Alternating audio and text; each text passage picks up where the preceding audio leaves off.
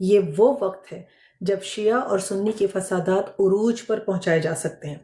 آپ کو معلوم ہے کہ رسول اللہ صلی اللہ علیہ وسلم سنی تھے یا شیعہ تھے؟ آخری نبی بنا کے ان کو پر پوری اپنی ہدایت کی تکمیل کر دی تھی۔ کے بعد انہوں نے اسلامی ریاست قائم کی اور اللہ کے دین کو اس اللہ کی زمین پہ اسٹیبلش کیا۔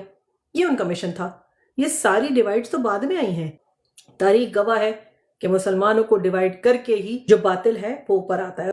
یہ شیعہ سنی کی بات نہیں ہے۔ اگر کوئی بھی کلمہ گو ان طاغوتی طاقتوں کے خلاف کھڑا ہو گیا ہے، ان سے ٹکر لے رہا ہے، ہم سب کا مورال اس نے بڑھا دیا ہے، تو اس کا ساتھ دیں اور اللہ سے یہ دعا کریں کہ اللہ تعالیٰ یہ تمام فرقہ واریت جو ہے شیعہ سنی کی جو ڈویژن ہے اس کو ختم کرے اور تمام مسلمانوں کو اکٹھا کرے۔ ایران مسلمان ملک ہے، فرق ہو سکتا ہے مذہب کا، تو اگر ایک مسلمان ملک کھڑا ہو گیا ہے جبکہ تمام باقی مسلمان ملک سو رہے ہیں پاکستان سمیت، تو اگر ایران کھڑا ہو گیا ہے تو ہمیں نہ صرف ایران کا ساتھ دینا ہے بلکہ پاکستان کی حکومت کو بھی یہ سمجھانا ہے کہ ایران کا ساتھ دینا ہے یا پھر خاموش رہنا ہے بے شرمی اور بے حیائی کے ساتھ، لیکن ایران کے خلاف نہیں جا سکتے۔ قوم، ملت، یہ آپ ہیں اور آپ نے ہی اس چیز کو آگے بڑھانا ہے، اور ان فوجی جرنیلوں کو جو ہمارے ملک پہ قابض ہیں ان کو نیچا دکھا کے اپنی بات منوانی ہے تاکہ امت مسلمہ تقسیم نہیں ہو سکے اور مزید کوئی فتنہ پرورش نہ پا سکے۔